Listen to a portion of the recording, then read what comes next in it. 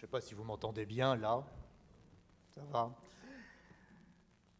Alors, c'est bien là, j'ai la Bible pour appuyer ma main gauche, la main du cœur. Nous venons de célébrer Pâques et nous cheminons doucement, tranquillement, mais sûrement, vers Pentecôte, la fête du Saint-Esprit. Mais au fond, qu'est-ce exactement que le Saint-Esprit? Le Saint-Esprit, nous le célébrons tous les jours en notre temple, avec précisément le rappel de la colombe sur notre croix huguenote dont nous sommes très fiers et que nous avons arboré un peu partout. D'ailleurs, moi j'en ai deux, là je suis en stéréo, c'est parfait. Le cœur humain, pécheur certes, a besoin d'un contact direct avec Dieu, a besoin justement d'être rassuré, a besoin d'être proche de Dieu.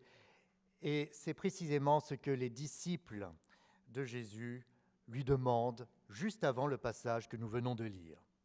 En Jean 14, 8, Philippe demande « Seigneur, montre-nous le Père, et cela nous suffira. » Jésus vient d'annoncer en effet qu'il va porter sa croix, qu'il va être condamné, qu'il va mourir et qu'il montera au ciel.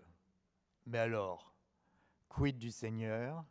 Que deviendront les disciples sans lui, en dehors de sa présence rassurante?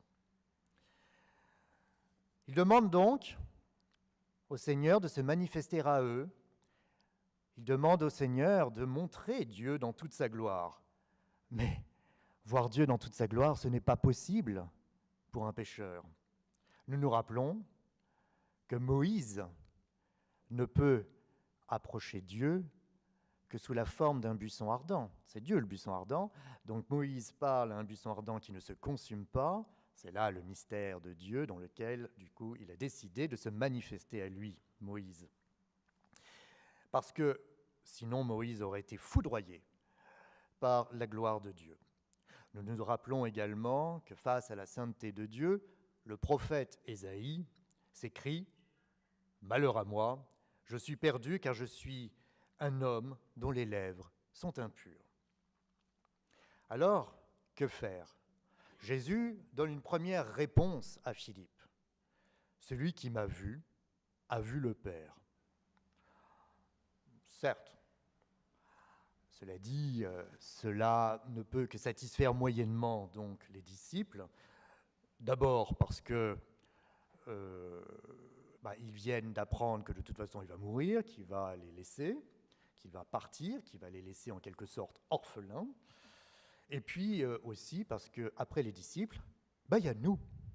Qu'allons-nous devenir sans justement cette révélation de Noël qui est l'incarnation de la parole en Jésus?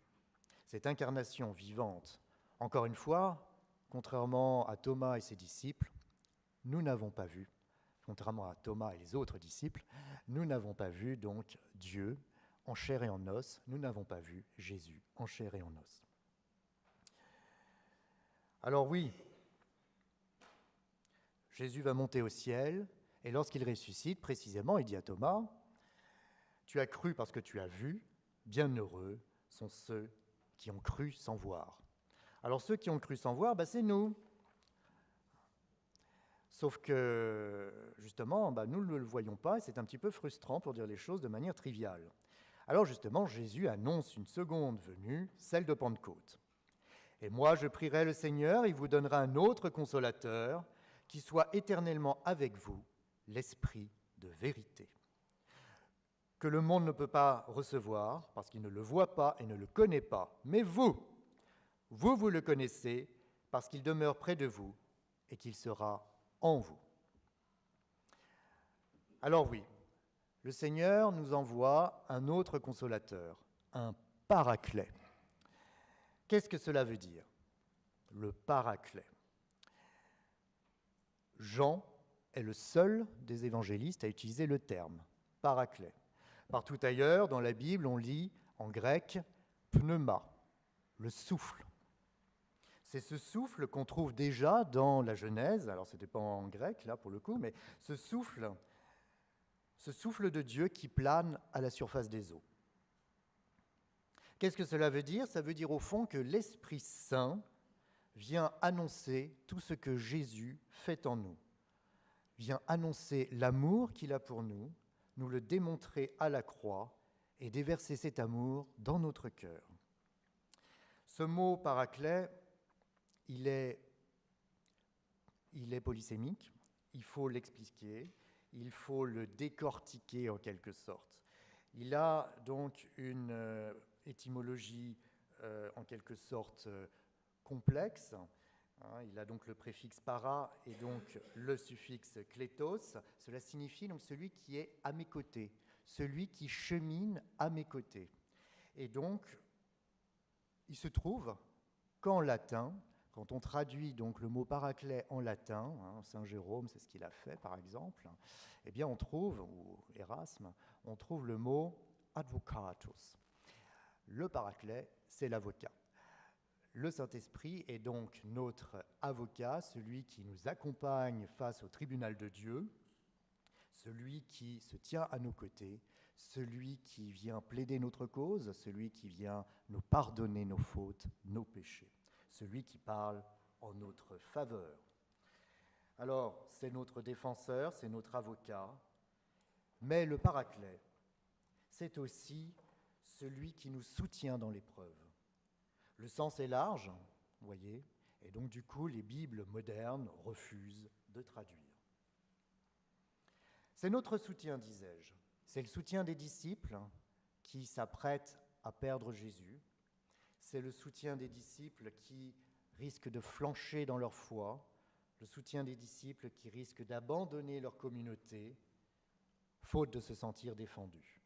Avec le Saint-Esprit, ils auront un défenseur qui leur permettra de faire face à toutes les épreuves. C'est l'Esprit Saint. Face à l'avocat, face au défenseur, c'est un classique, l'un ne va pas sans l'autre. Il y a l'accusateur. Cet accusateur que j'évoquais tout à l'heure, celui qui nous culpabilise, celui qui nous fait comprendre, nous fait sentir, percevoir, toucher du doigt toutes nos insuffisances, celui qui finalement nous torture dans notre conscience, l'accusateur en hébreu, c'est Satan. Le paraclet, l'avocat, c'est donc en quelque sorte l'anti-Satan. Il est bon, précisément, lorsque notre conscience nous torture, lorsque nous avons mauvaise conscience, d'entendre, d'écouter cette voix de l'avocat intérieur, cette voix qui repose en nous et qui nous aide finalement, tout à l'heure j'en parlais pour la volonté de Dieu, d'accepter nos insuffisances, cette voie qui nous permet finalement, lorsque nous avons des objectifs trop élevés, de ne pas désespérer en ne les atteignant pas. Il est bon en effet de ne pas se laisser miner par nos échecs, et dans notre société de performance, n'est-ce pas, nous avons l'habitude de repousser régulièrement donc nos challenges, nos défis, nos volontés de performance, mais parfois nous pouvons désespérer face à notre incapacité de les atteindre et face à ces injonctions à la perfection. L'avocat intérieur est donc là pour nous soutenir, pour nous défendre, pour nous aider à aller plus loin, pour tenir. Le Saint-Esprit est donc notre paraclet. Il plaide la cause de Dieu dans nos cœurs. Il nous convainc certes de nos péchés, mais il nous assure du pardon de Jésus-Christ. Alors, parlons maintenant de l'épreuve. L'épreuve, l'expérience de Job. Quand la vie est trop lourde à porter, quand le malheur s'acharne sur nous, alors oui, on peut éventuellement avoir tendance à voir en Dieu un accusateur. Disons-le, n'ayons pas peur de ce terme effrayant, l'adversaire. Mais le paraclet, cet avocat intérieur, nous rappelle, nous assure que Dieu précisément est amour, qui ne peut que notre bien, qui ne peut nous séparer de son amour et qu'aucune accusation ne peut tenir face à lui.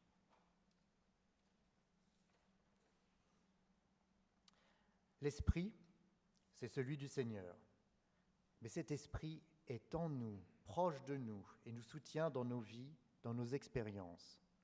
Alors certes, on vient de le chanter, on ne le voit pas. On vient de le lire, on ne le voit pas. Mais on le sent. Comme lorsqu'il fait beau, on sent les rayons du soleil sans pour autant les voir. Le Saint-Esprit, c'est celui qui perpétue en nous la présence de Christ ressuscité. En nous, il est la vie de Jésus-Christ. Il est notre souvenir de tout ce que Jésus a pu nous dire, nous enseigner, toute sa parole. Il est le véritable relais de la parole divine. Il est l'Esprit de vérité. Le Saint-Esprit, c'est celui qui nous accompagne dans nos différentes célébrations chrétiennes. J'ai commencé donc la prédication, la lecture de la parole par ce que l'on appelle une prière d'illumination. Nous avons prié le Saint-Esprit de venir nous aider à bien comprendre, interpréter, à bien recevoir la parole de Dieu, et donc à bien la méditer. Ce Saint-Esprit, c'est aussi celui qui préside donc à la prédication, c'est celui qui nous aide à bien comprendre la parole de Dieu. Par le Saint-Esprit, la Bible devient parole de Dieu, mais aussi dans nos sacrements. Si nous prenons la Sainte Seine, alors nous connaissons nos différences entre chrétiens. Chez les catholiques, il y a donc cette tendance, enfin ce dogme qui donc précise que le corps et le sang de Jésus se transforment en espèces, en pain et en vin, n'est-ce pas ? Tout en gardant bien sûr la forme de l'espèce, c'est ce qu'on appelle la transsubstantiation. Nos frères, nos sœurs luthériens donc parlent de consubstantiation, c'est-à-dire que le corps et le sang de Jésus sont dans le pain, cum, avec. Et puis, il y a donc la famille des réformés que nous sommes. Et chez nos amis suisses, il y a la tradition des Zwingliens. Alors pour les Zwingliens, la Seine, ce n'est que symbolique. C'est simplement rappeler donc le dernier repas du Christ. Et pour nous, réformés de tradition française, certes c'est symbolique, mais le Saint-Esprit est là pour nous aider, pour nous permettre de communier avec le Seigneur. Alors, à quoi nous sert également le Saint-Esprit ? Beaucoup cherchent aujourd'hui à s'appuyer sur des petits messies, sur des grands gourous, et j'ai envie de dire, pour nous aider à sortir des différentes crises personnelles, sociales, politiques, économiques, des leaders politiques, par exemple. Mais la Bible nous met en garde contre ces idoles, contre ces dieux de remplacement, comme l'argent, par exemple, et nous rappelle précisément que le Saint-Esprit ne doit pas nous amener à penser en orphelin. Le Saint-Esprit nous permet justement de nous émanciper de cette personnalité, de cette mentalité, de cette réflexion d'orphelin dans laquelle les disciples avaient peur d'être abandonnés. Grâce donc au Saint-Esprit, nous savons que nos péchés sont effacés et nous savons que nous sommes libérés. Et c'est par reconnaissance pour cette libération, pour cet amour que le Seigneur nous donne, que nous nous tournons vers lui, nous tournons nos regards vers le Seigneur, et nous, pleins de reconnaissance, nous décidons d'obéir à sa parole. Si vous m'aimez, vous obéirez à mes commandements. Je demanderai au Père de vous donner quelqu'un d'autre pour vous venir en aide. Nous nous rappelons les 2 commandements d'amour que nous avons évoqués tout à l'heure. Il y a donc un lien direct entre le fait de recevoir l'Esprit, de le percevoir, et le fait d'obéir à Jésus par amour pour lui et pour notre prochain. Et puis, le Saint-Esprit opère une action extraordinaire qui est celle d'actualiser, de renouveler la parole de Dieu. Dimanche après dimanche, nous lisons donc les textes bibliques rédigés dans une antiquité lointaine que d'aucuns pourraient juger poussiéreuse, daté. Mais comme le rappelle Albert Schweitzer dans ses prédications, le christianisme est la religion sans cesse renouvelée. Karl Barth, le grand théologien suisse, nous dit « Ecclesia semper reformanda », l'Église doit toujours se réformer. Au fond, nous avons certes des progrès techniques, technologiques, scientifiques, mais ces progrès nous amènent finalement à nous poser de nouvelles questions, à nous interroger, à repousser sans cesse nos interrogations et nos savoirs. Mais le souffle de Dieu que j'évoquais tout à l'heure, ce Saint-Esprit, demeure en nous et ne nous laisse pas dans le passé, ne nous fige pas dans l'Antiquité, mais nous projette dans l'avenir. Ce souffle que proclame Dieu n'est pas derrière nous, mais devant nous. Il est une espérance et non pas un souvenir. C'est ce Saint-Esprit qui permet précisément de réaliser l'unité de Dieu, Père, Fils et Saint-Esprit, la Sainte Trinité. Alors oui, Seigneur, c'est un mystère face auquel tu nous places ici, mais nous t'en prions. Aide-nous à méditer ta parole et ce mystère.